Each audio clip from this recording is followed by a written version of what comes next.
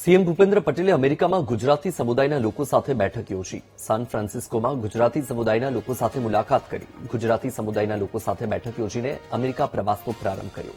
રાજ્યના સર્વગ્રાહી વિકાસ વિશે જાણવામાં ગુજરાતી સમુદાયોની ઉત્સુકતા જોવા મળી.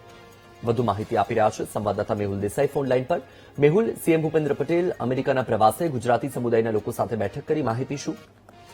વત્સલ, બિલકુલથી વાત કરવામાં આવે તો તેમનો અમેરિકાનો જે પ્રવાસ છે તેનો પ્રારંભ સાન ફ્રાન્સિસ્કોથી થયો છે. તેમનું સ્વાગત એરપોર્ટ ઉપર જે છે તે ગુજરાતી સમુદાય દ્વારા કરવામાં આવ્યું અને ત્યારબાદ એક બેઠક જે છે તે પણ કરવામાં આવી.